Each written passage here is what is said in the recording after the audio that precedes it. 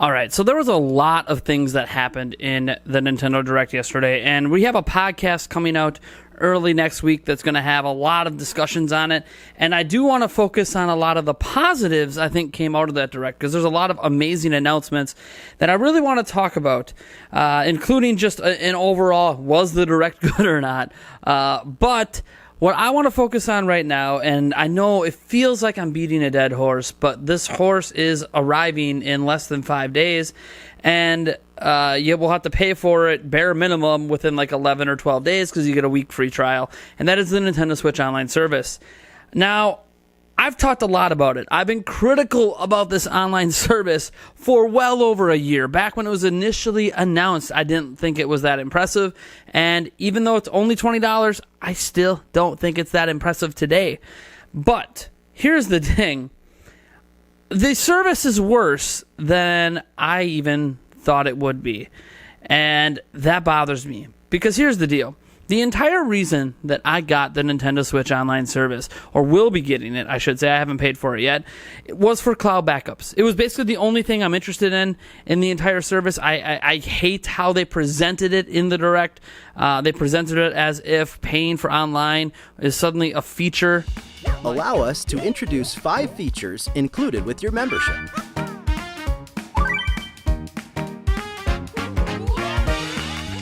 Of course, you can play compatible games together online, even when you're far apart. Like, what? Online gameplay for a video game isn't a feature through a service, it's a feature of the game. But that's neither here nor there. We'll get into that to a little bit. But what made it worse today is I woke up, and I was going to talk about the online service, tomorrow and later and get some positives out. But man, Nintendo made a major change or a major announcement in the Q&A section of the FAQ section, I should say, of the Nintendo Switch Online website that just boggles my mind. So, if your Nintendo Switch Online account goes inactive, you can't you forget about it and you forget to make the payment, or the card that's on it is an old card, or whatever, they delete your data. The moment your subscription ends, your cloud data is deleted off of their servers.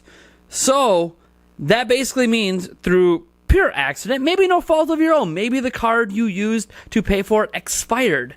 Basically, it could be through no fault of your own. Your data could be gone, and before you realize it, and before you renew, and not just before you renew, you have to they have to make new saves of your stuff. Your data could be gone. And it's bad enough that right now, until the service comes out, I have to worry about every time my kids touch my Switch, every time I touch my Switch, that I'm going to drop it or something's going to happen to it and my save files are going to be corrupted or just missing, or the Switch is going to break, or maybe someone steals it. It's already bad enough I have to worry about that. But now I have to worry about my subscription never going inactive for any possible modicum of reason, even if I'm just waiting on a payday for a couple days to renew the subscription. I have to worry about it because for those couple days, my data will be vanished. Now, you might say, what's the big deal? Just keep your subscription active. Well, every other cloud-based system out there that we can compare to this is better and different. For starters, we could talk about the best cloud backup system on the market right now, Xbox One. Why is it the best? It's free.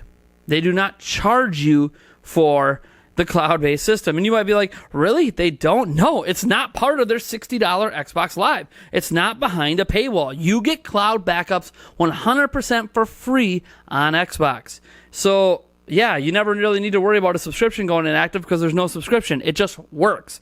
Now, for a comparison, since Sony does put their cloud saves behind the PlayStation Network, that $60 per year network, they keep your data for 6 months past when you failed to renew your subscription. This gives you a grace period. Heck, maybe for a little bit you don't want to pay for the service, because what if you are in the military and for the next 6 months, you're on leave in another country, and you're just not going to have access to the internet regularly to care about paying for an online service. Does that mean when you get back, you should worry about whether you broke your Switch while you were, because maybe you brought your Switch with you to play in your downtime? You should worry if it didn't survive the trip and your data is just going to be erased. You should just be paying the extra money. Now, granted, I know $20 is not that much. I'm not arguing the price point. I'm arguing the principle that not only are they putting cloud saves behind a service, which Microsoft has proven you don't even need to do, they are making it so your data is still not safe. If a situation arises where you forget or something happens and you can't afford to, or whatever, where your service is just, even for a day, even for a minute, the moment that your subscription goes offline, your data is erased. That's crazy. That's so crazy. And I'm still getting the service because the thing is, the more and more information like this comes out, the more and more I'm like, you know what? Maybe I should just hack my Switch, right? Just hack my Switch, make my local backups, and be done with it. But again, because I'm still going to be playing games online, even if it's not through the service, right? Even if I'm playing Fortnite or something, I do have to worry about getting busted with a hack Switch and being banned. And I don't want to deal with any of that, right? So because of the inherent risks, I'm not going to do that. I'm going to get the service. I'm going to use the cloud backup system. And no, I personally don't think anyways at this moment that I'm going to allow my service to expire. But it might happen. I'm trying to project a year from now what my situation is going to be like. Am I going to forget that I need to renew? Or are they going to send me an email reminder, hey, your service expires in a month, and it just happens to be a bad month for me because I'm struggling, or whatever the case may be. Maybe I'm in the hospital. Maybe I have medical bills. Who knows? Whatever's happening where the last thing my mind is thinking, renew my subscription, and all of a sudden my Switch stops working, and I can't get my data back because even though I renew my subscription because the data's gone. This is not good. Now, we can get into the rest of the online service, because that's the big aspect that's just, it's worse than I thought it would be. Forgetting the fact that, you can't back up Splatoon 2 and Splatoon 2 and Pokemon Let's Go Pikachu and Eevee. Now, we could talk about how you can't also back up, Dark Souls Remastered and stuff like that. And we could talk about how that's not Nintendo's fault. They should just check that box and say it's okay. You can still kind of place the blame at Nintendo because Xbox and PlayStation require that every game allows backups. So, yeah, Dark Souls Remastered, you can back that up on Xbox and PlayStation, but you can't on Switch. So you figure Nintendo would make it a requirement. The reason they're not making it a requirement is basically because they're lazy and don't want to fix their games and do it right. But that's a conversation that we've already had. Another thing is they showed off the games, right? Probably the biggest thing they could show off during the Direct for the Nintendo Switch Online service was the NES games. And they didn't list off all 20. You had to go to the website to figure out what all 20 were. Some of the ones that they showed in the menu aren't even available at launch. Those are ones that are coming after the fact, and we'll get into that in a moment. But I think what's most disappointing about this showing of the Nintendo Switch Online was this is the last time Nintendo has to sell you on this online service, and all they did was just tell us things that we already know. I mean, we did learn that cloud backups are automatic. You don't have to think about it. As long as you have the service, it's just going to back it up. That's fine. That's great. I'm glad it works that way. But that was basically it. We didn't learn anything new. They showed the NES games being played. They showed it being played with local multiplayer, which, of course, these games had local multiplayer in the first place. And they mentioned something about how like a second player can use a pointer in a single player game, and they might even be able to do that online. That's fine. I think that's just to lend a helping hand, and I think there's some usefulness to that in some regards, but I'm not really that big a deal to me. What they did is they also mentioned that you could play the games online. And that's all they did. They mentioned you could play the games online. They didn't show the games being played online. They didn't even mention online leaderboards. And if you remember, Nintendo announced this entire NES multiplayer mayhem with the idea that all multiplayer games would have online leaderboards. And we haven't even seen one that has online leaderboards. They didn't mention online leaderboards. It doesn't even say online leaderboards on the official Nintendo Switch Online site. So now it feels like they dropped an aspect that was promised to make these multiplayer games, these NES games, even more competitive for people and give them a reason to play, and that is to get high rankings online against other Switch owners. They seemingly got rid of that. That's what it looks like right now. It might still be in there and they're just not talking about it, but the service comes out in 5 days, or less than 5, the 18th. I don't think we should be waiting to hear about this stuff anymore.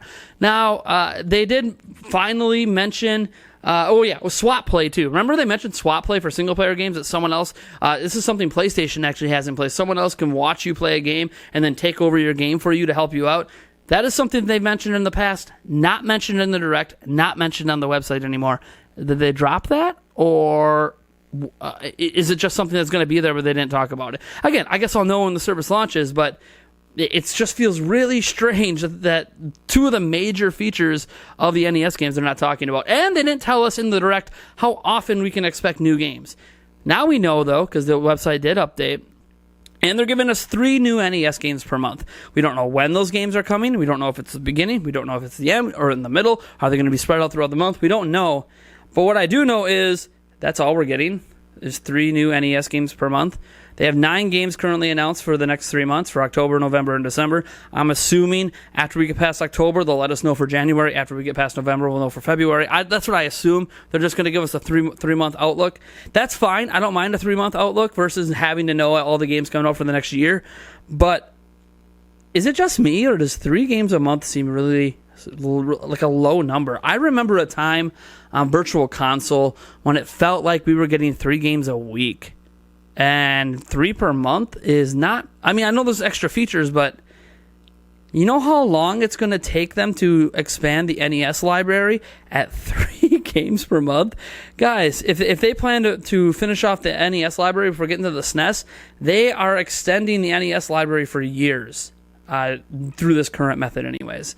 That to me is crazy. They never mentioned if we would get SNES games in the future, N64 or Game Boy or anything, despite the fact that Reggie at E3 said this is the Virtual Console replacement. So that's still just like a long-off concern for the service. None of us really expected it at launch. Every time they've had a Virtual Console-like service, there's always been a limited library at launch. So no one really expected it to be there right away, especially since they never mentioned it. They just said NES games, but I mean, it's got to be more than this, right? You figure it's got to be more than this. And I know someone's going to argue, well, even if we only get 9 games for the next year, you paid $20 for, 29 games. But these are games that I've bought and rebought several times over the years. So have many other Nintendo consumers. Yes, some people will not have done that and will love these in this service, but I don't know. It just felt like we didn't learn the information we needed to see, the actual online features of these games, and we were told that we're getting the games trickled at us at a rate that I don't think we should just say is acceptable. Now, beyond that, they obviously touted that online play is a feature. They kicked off the 3-minute showcase of the online system by saying, new features, never before seen, can't have, like, this service adds these awesome features, and they treated online play as an awesome feature. And I thought it was a little funny. I always thought playing online against people was a feature of the game. That, like, Splatoon 1 and Splatoon 2 are built to be online multiplayer games. It's a feature of the game, not a feature of a service. It's a weird excuse for Nintendo to basically say, hey, we put your games behind a paywall, but it's not a feature of the online system. The online system is a paywall to enjoy the features of the games you already bought. I know Nintendo doesn't want to frame it that way because it makes them look shady and it makes it look bad, but that's the honest truth, and someone has to tell the honest truth, even if it costed me my Nintendo ambassador shot. I did get an email back from my Golan Harris rep, and he told me I've been rejected for the Nintendo Ambassadors program due to dissenting opinions about Nintendo. This is probably my video that I made ranting about Pokemon and Splatoon 2 probably did me in there. But that's okay. I have no problem buying games that I'm going to review and stuff like that. It affects my ability to do early review copy, early release stuff of some things. But, I have some third-party companies to still get a hold of and see what they think. Ubisoft, as an example, I would love to do a review of Starlink Battle for Atlas. If you're watching Ubisoft, hit me up, man. I played the game at E3. It's fantastic. I can guarantee I'm probably going to have a glowing review of that game unless there's something massively wrong with the Switch version. That being said, this service it's exactly what they told us it would be, and nothing more and nothing less, and even a little worse than we could have expected. When they said cloud saves, I automatically assumed, like every other cloud service on the planet, that even when your subscription ends, they still keep your data for a set amount of time. Like, I have a website, right? The website, NintendoPrime.net. It is based in the cloud. When I don't pay my bill, and I get like an awesome 60-day grace period, so it has to be basically that I forget to pay it. When I don't pay my bill and they take my site offline, they don't just delete all of the data off the cloud. They still hold on to it for 6 months to give me an even longer grace period to renew and then get the site back online. And that's with a website. Other services are doing it with game saves. This is just data. You're just storing data. You can hold on to that data for a little longer to give people a chance to get that data back versus something accidentally happened and boom goes your data. Ultimately, I really want to know what you guys think about all this, because I've been talking at length about the Nintendo Switch Online service. It feels like for eons at this point, but it's been almost 2 straight years where I have just not been impressed by anything they're doing. I think the NES games are cool, but they didn't actually show us the cool features of the NES games. Still don't know what those cool features are going to look like, how they're going to function. They didn't show us, or the cloud service sounds great, but then there's some games that aren't included. I get that 99% of the library is, but there's some pretty big games that aren't included in it, and now they're going to delete your data if you happen to cancel your subscription for any possible reason, accidental or otherwise. And they're treating the idea of playing games online as a feature of an online service when that's just a feature of having the internet in your house and a feature of the game. But remember, all these games are peer-to-peer. At least, like, when Microsoft can tout, that you're getting dedicated servers. The reason these games are behind it because they have dedicated servers. They actually are using dedicated servers for a better online experience. Nintendo's not doing that. That could be a justifiable feature of the online service, being like, hey, we're adding dedicated servers. They're expensive. We need to charge. But they're not. So, paywall for our own internet. Less than 5 days. All right, guys. I'm out.